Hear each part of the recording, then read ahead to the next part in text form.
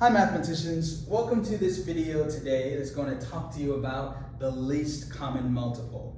Now before we get into the least common multiple, I'd like to share with you that it's very important that you understand one concept before you start to talk about this, and that is prime factorization. So if you're not quite sure as to what prime factorization is, I'm going to ask you to pause this video, go to find the video on prime factorization, and watch that video first because we're going to be using that idea and how to find the prime factorization of given numbers in this concept, okay? So now that we've gotten that out of the way, we are going to talk about the least common multiple, all right? So the least common multiple is a topic that you're going to see a lot of when it comes to mathematics, and it's going to be helpful in many ways.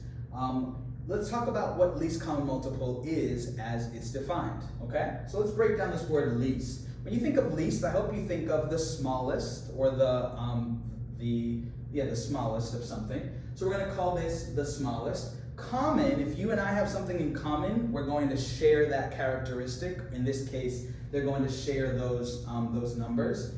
And a multiple is what we call a product of a given number times another whole number, okay? So for example, if I wanted to find a multiple of 2, I would just multiply 2 by any given whole number. So 5 times 2 is 10, so that's a multiple of 2. 10 is a multiple of 2 because it is the product of a given number 2. So 5 times 2 is equal to 10. And I could, if you're counting by a particular number, those numbers that you're calling out are what we call the multiples of a given number. So if you're counting by 2s, you have 2, 4, 6, 8. 2, 4, 6, 8 are the multiples of 2. That's the first multiple of 2 is 2. The second multiple of 2 is 4. The third multiple of 2, so 3 times 2 is 6. The fourth multiple of 2, 4 times 2 is 8. And you keep on going on for an infinite number of multiples of 2, okay? So they're never going to end because you can always multiply 2 by a given whole number and get the next multiple of 2. So that's why we're focused on the least, the smallest common multiple of given numbers, because you can actually find that, and you can't find the largest common multiple because numbers go on for an infinite number of times, okay? So we're looking for the smallest shared product of all the given numbers. In this case, we're looking for the smallest shared product of 12, 30, and 42. That means we're gonna, in theory, the basic idea is we're gonna count by 12s.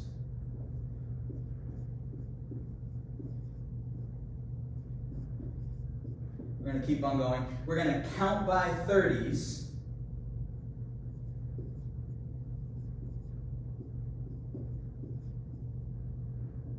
We're going to count by 42.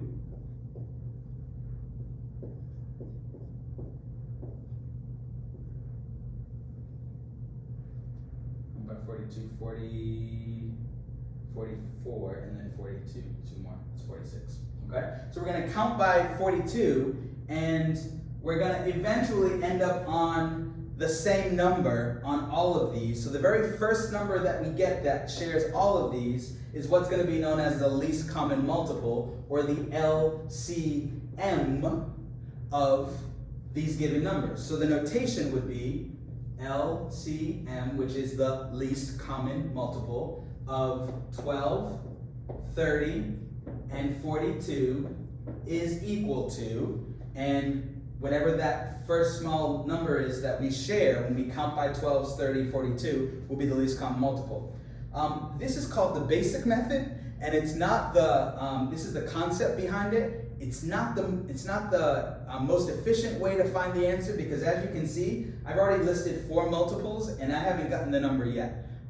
You can imagine that I would be here for a very long time if I'm trying to find it. And when you find out what the least common multiple of 12, 30, and 42 is, you're going to say, oh, okay, I understand the idea of what's going on here and how the answer is arrived at. If I have to use that method, I can, but it's going to be laborious. It's going to take a lot of time.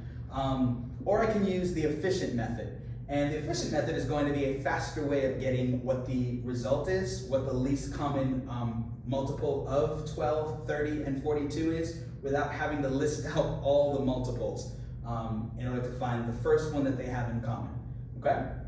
So we're gonna use the efficient method. If you watch the video from, related to this concept, you will see that this setup is almost the same as the other one, with one difference, okay? So the first thing I'm gonna ask you to do is to prime factor each number. This is why I asked you to watch the video on prime factorization, because we're gonna use this idea, okay? So we're gonna prime factor out 12, and its prime factorization will be listed here. We're gonna prime factor out 30, and its prime factorization will be listed here. And then we're gonna prime factor out 42, and its prime factorization will be listed here. Then we're gonna leave a little bit of space, and then we're going to write the least common multiple, the LCM. The least common multiple is the smallest shared product of 12, 30, and 42. 12, 30, and 42. This is the notation we use. The least common multiple of 12, 30, and 42 is, and then we will go to the second step after we have the prime factorization. So let's prime factor out 12, 30, and 42, okay?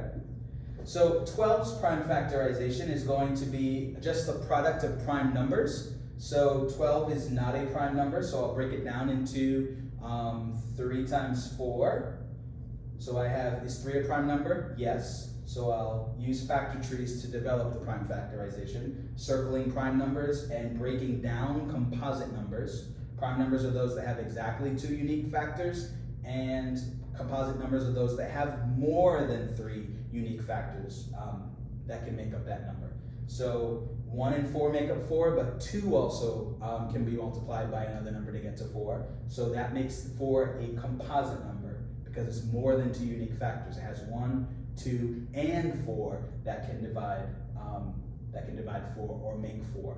Okay, so 2 times 2 is how we break down 4. 2 is prime and 2 is prime. How many factors of 2 do I see? 1 factor of 2, 2 factors of 2. So 2 is the factor I see. How many times do I see it written? Twice. So the exponent tells me how many times it's written as a base, okay? I see 2 written as a factor 2 times, okay? So 2 to the second power times, because it's the product of, the prime factorization of a given number is the product of only prime numbers. And what's the other prime number? 3. How many factors of 3 do you see circled? Just 1, so it's times 3. Technically, you could write to the first power right here, but you don't have to. It's understood that it's 3 to the first because you see 3 written only as a factor once. All right, let's prime factor out 30. 30 is a prime number or composite. Composite, so we break it down into what? 3 times 10. Is 3 a prime number? Yes. Is 10 a prime number? No. So we break it down into 2 times 5. Is 2 a prime number? Yes. Is 5 a prime number? Yes. All right. There are no other numbers to break down, so I have found all the prime factors. Let's see, we have 1 factor of 2 times 1 factor of 3 times 1 factor of 5. Okay, so that's 2 to the first times 3 to the first times 5 to the first, or simply 2 times 3 times 5. And then let's prime factor out 42. That is composite, so we break it down into 6 times 7. 6 is composite, so I break it down into 2 times 3. 2 is prime, 3 is prime. Is 7 prime? Yes, it is. So I have the prime factorization of 42 being 2 times 3 times 7. 1 factor of 2, 1 factor of 3, and 1 factor of 7 is 2 to the first, or 2, times 3 to the first, or simply 3, times 7 to the first, or simply 7. Okay? So that is the prime factorization of each number, okay? We've prime factored out each number. Now it is time to find the least common multiple. To find the least common multiple, sorry for having that left over from another concept that we talked about in the previous video. So this is to find the least common multiple, not what you saw before, so you can get rid of that in your mind. To find the least common multiple of the given numbers, we use the product of the Well, let's talk about what multiples are, okay? Before we fill this in, so we can get the idea behind it without having to just remember rules, okay? To be a multiple of 12, you need to have at least 2 factors of 2 and 1 factor of 3, okay? If I multiply this by any other whole number, I will have a multiple of 12. Does that make sense? So I need 2 factors of 2 and 1 factor of 3 to make 12. If I multiply that by any other whole number, I have a multiple of 12, okay? So to make 12, I need 2 factors of 2. Do I have 2 factors of 2 in this number right here? No, I only have 1 factor of 2 in this. So I would need to keep 2 factors of 2, or 2 to the second power, okay? In 42, I only have 2 to the first, or 1 factor of 2. To be a multiple of 12, I need 2 factors of 2, okay? So therefore, I have to take the what power of base 2? The lowest power, which was 2 to the first, or the highest power, which was 2 to the second? The highest power, because now I have a multiple of 12. So that's what we're going to use to find the least common multiple of the given numbers, in this case 12, 30, and 42. We're going to use the highest power of each different base. So with your hands here, this is kind of a visual that helps you to remember the idea, because with all new material, you always have to connect it to something old that you know, and if you can do some opposites, you can remember this idea in transparent fashion. So to find the lowest common multiple, the least common multiple, you are going to use the highest power of each base. One more time. To find the least common multiple, you're going to find the highest power of each base, okay? So we're going to take the highest power of each base. In this case, we took the highest power of base 2. Now we're going to look for the next base, which is base 3. I see a 3 to the first in 12, a 3 to the first in 30, and a 3 to the first. So let me just write this down for a second. I took the highest power of base 2, so that was 2 to the second, so I copy that here. Then times, it says the product of, so I'm going to multiply this, by the highest power of base 3, 3 to the first, 3 to the first, 3 to the first. What was the highest power of base 3, you said? 3 to the first. So we're going to write times 3, or 3 to the first, okay? Now, I'm just going to erase this so we have a little bit of space. Now, we're going to look for, have I taken care of all of the bases in 12? Do I have I taken care of all of them? Yes. I'll move on to 30 now. What's the highest power of base 5 that I see in all of these numbers? Do you see a base 5 here? No. So technically, it's times 5 to the 0th power. And anything to the 0th power is 1. All right, so there's a 5 to the 0th power here, a 5 to the first power, because you see 1 copy of 5 here. And then, do you see any 5 in 42's prime factorization? No. So technically that's 5 to the 0th power, and any base to the 0th power, unless it's 0, is equal to 1, okay? So we have any number to the 0th power is equal to 1, so that's the lowest power, but I want to take the highest power because I need a 5 to make, to be a multiple of 30. I don't have any 5s yet, factors of 5, so I have to multiply this by 5. And then I've taken care of all of the factors in 30. Now I'm going to go to 42. To make 42, I need at least a 2.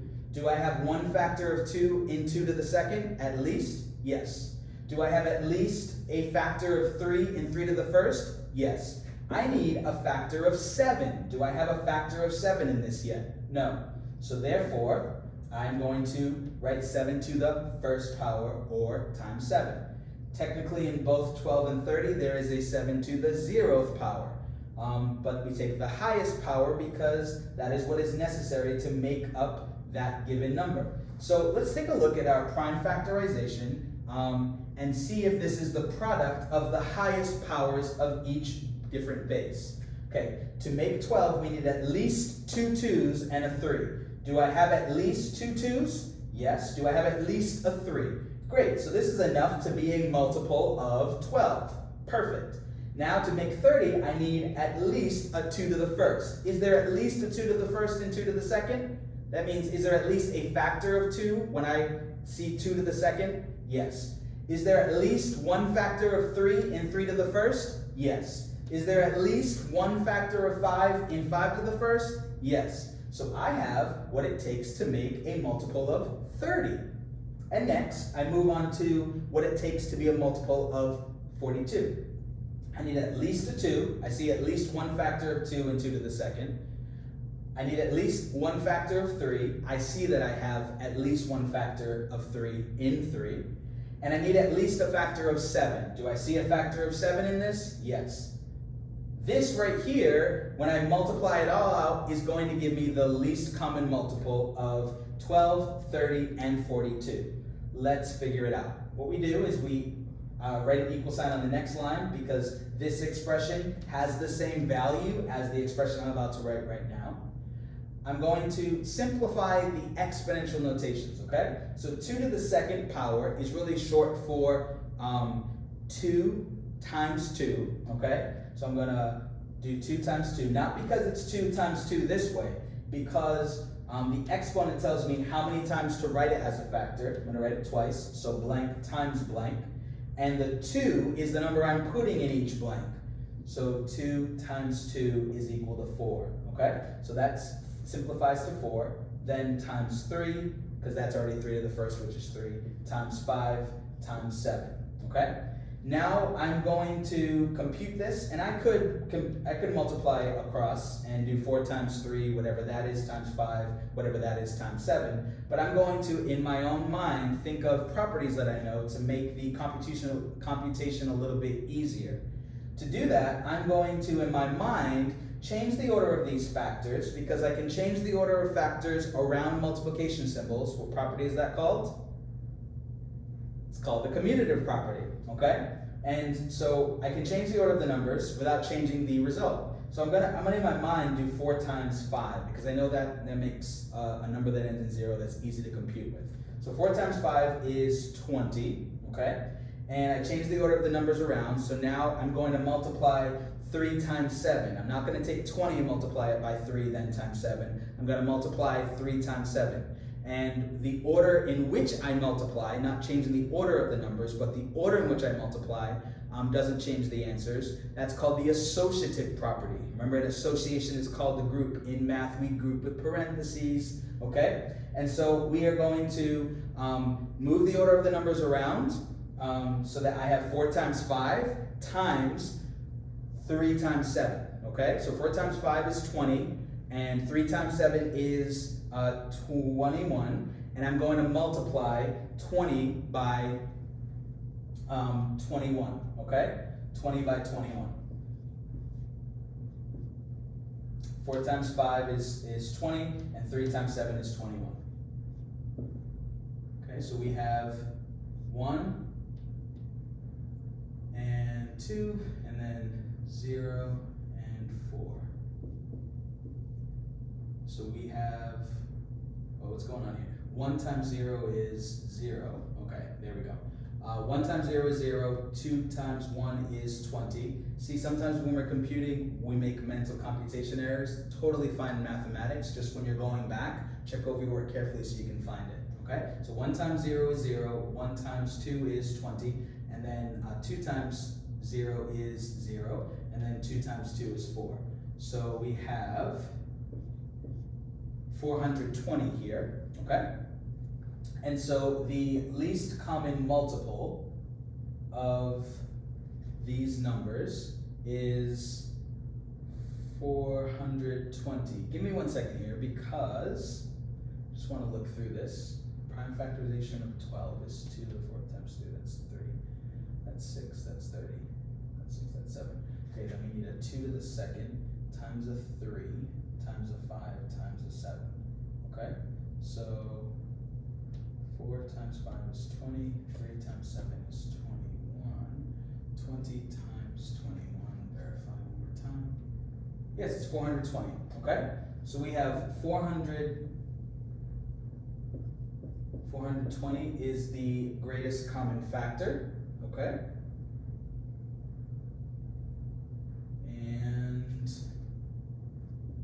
just do a quick check.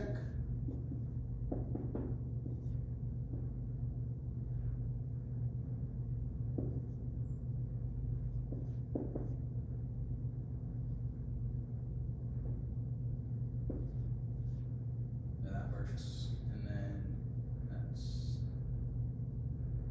works, and that works, and yeah, that works. Okay. All right, so our least common multiple is 420. All right. Now, when you were listing out these multiples here, did you want to go and list out all the multiples until you got to 420? No, that would take a long time. Okay. So the most efficient method is to use the prime factorization of each number, and then take to find the lowest common multiple of the least common multiple, you're going to take the highest power of each different base. And then you'll take the product of that, so it's 2 to the second times 3 times 5 times 7, okay? And this is the least common multiple. So this is the smallest shared product that you can get when multiplying 12 by any whole number, 30 by any whole number, and 42 by any whole number. This would be the smallest number that you can get in common when you do that. Okay, so the least common multiple of 12, 30, and 42 is 420. I hope that as you watch this video, you understand that in mathematics, there are concepts that are really, really important.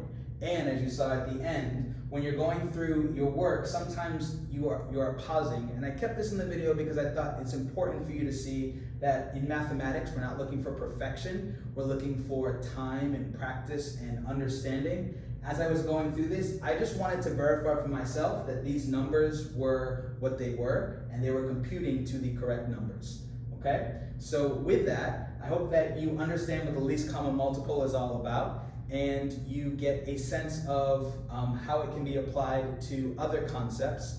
For example, when you're dealing with buying hot dogs and bread at the store to put the hot dogs in, sometimes the hot dogs are sold in packages of 8, and the hot dog rolls are sold in packages of 6. And so sometimes you're going to see that they don't match out. And if you want all of your rolls, your hot dog rolls, to have you don't want any hot dogs left over, you're going to have to use this idea of least common multiple to figure out what's the number of hot dogs and rolls that I need in order for there to be no hot dogs left over. And this is going to help you to be able to do that. So with that, mathematics is about application. I just gave you how it's used in the real world. And I hope that you use this as you're going through your journey in mathematics. Wish you all the best, and continue learning, mathematicians. It's a journey, and this is just one point on your journey. Take good care.